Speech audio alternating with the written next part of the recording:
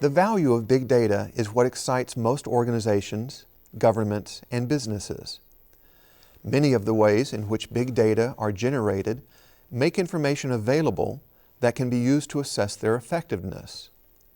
For example, particular brands are often mentioned in social media.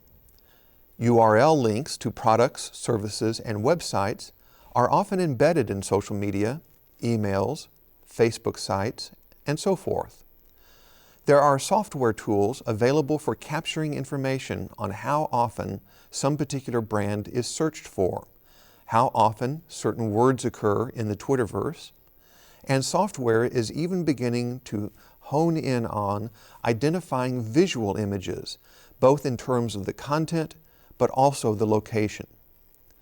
The Internet of Things increasingly allows businesses and agencies to know when you need to refill your prescriptions or see a physician, when your car needs maintenance, whether or not your house is secure, what food you are out of in your refrigerator, which product brands you use on a regular basis, where you tend to spend most of your time in a department store, what emotions are displayed most frequently in certain retail spaces, and whether or not there are product hazards emerging with a product rollout. The government increasingly can track telecommunications, air flights, energy consumption, pollution levels, ground traffic, earthquake activity, ocean temperatures, weather patterns, geographic population densities, and economic indicators at both macro and micro levels of analysis. All of these examples represent increasingly big data-based operations. Furthermore, all of these operations will increasingly become integrated in regard to one another, such that analyzing one domain permits analysis of its relationship to other domains. According to my multi-level model of meme diffusion, the creation and processing of big data are influenced significantly by at least 5 levels of factors: meme level, source level, social network level, societal level, and the geotechnical level. The meme level indicates that certain types of cyberspace messages spread more than others. The vast majority of tweets and emails travel only one step from the sender to one or more receivers. Far fewer then get sent along from those receivers to other second-step receivers. A very small percentage of all such messages go viral, which involves wide-scale diffusion, typically to thousands, hundreds of thousands, or millions of others. The idea of memes going viral appears to be more than a metaphor.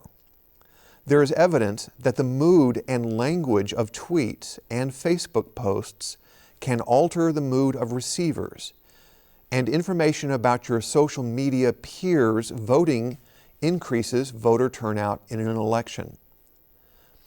Memes with strong emotional content, information about one's peers or social network, that are distinct and novel, that are funny, and that agree with one's own views are just some examples of messages that are more likely to go viral. Those professionals who can better analyze and predict relevant social outcomes on the basis of message content and design in social media will increasingly be extremely marketable in the future. There is also an exposure effect. The more someone is exposed to a given tweet, up to about 20 exposure times, increases the likelihood of retweeting that message. The exposure effect is stronger the smaller and denser the group. The social network level refers to the communication links and ties that a meme's source has. Social network thinking is one of the most revolutionary aspects of big data thinking. Historically, we have tended to think of ourselves as just that, selves. A social network paradigm forces us to recognize the astonishing degree to which our beliefs and behaviors are products of the social networks in which we are embedded. It is worth considering just a few key aspects of this level of factors affecting meme diffusion.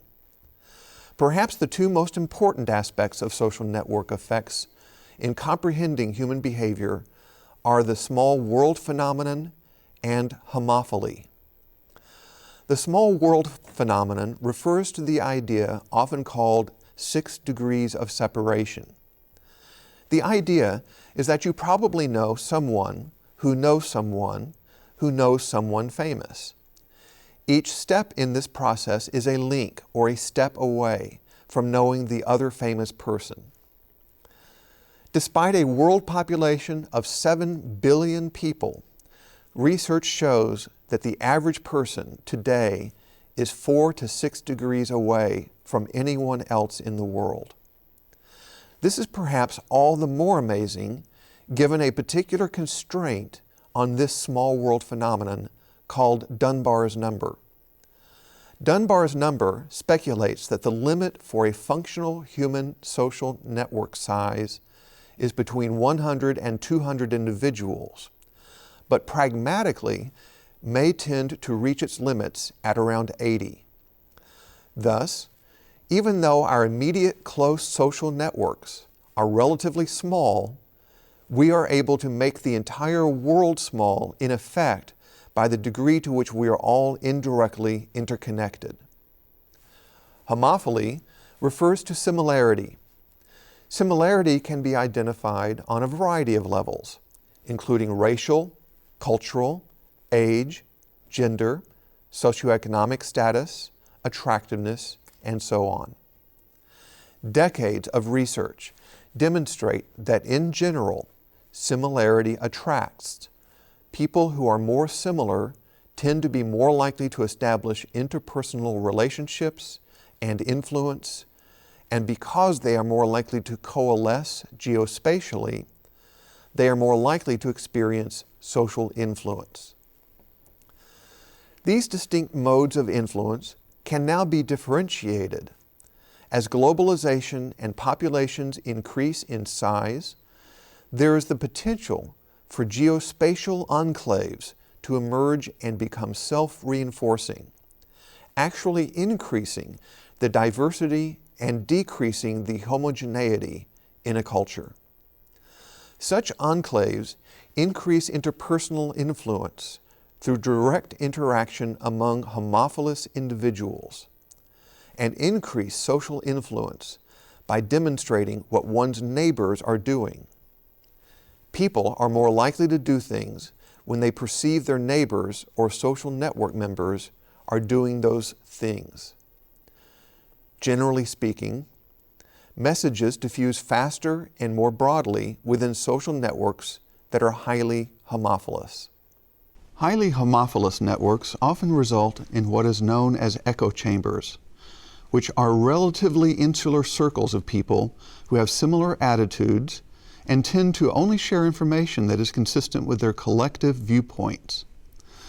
Those with access to modern media can self-select themselves into a lifetime in which they are generally only exposed to information that reinforces their existing viewpoints, beliefs, and values. There are several other social network factors that facilitate meme diffusion. For example, while memes spread efficiently within homophilous networks, they tend to become globally viral when the edges or boundaries of those networks have significant liaisons, or people who may not be core members of a social network, but bridge or connect multiple social networks. The next level of factors influencing meme diffusion is the societal level. One of the facts of the information marketplace is that it is a competitive environment. The attention for attention means that whenever a meme or piece of information enters the information marketplace, it must push out competing memes for attention. In many instances, the competing memes are contextual, such as new events that take precedence in salience or importance. You may be interested in someone's YouTube video of a party, but if a major terrorist event or natural disaster erupts at about the same time, most people are likely to divert their attention from YouTube. Another source of competing memes are individuals, groups, or institutions that have interests perceived as exclusive to the meme in interest. If you indicate a personal preference for a political candidate, there may well be people invested in the competing position who support an opponent to that candidate, who will enter the information space.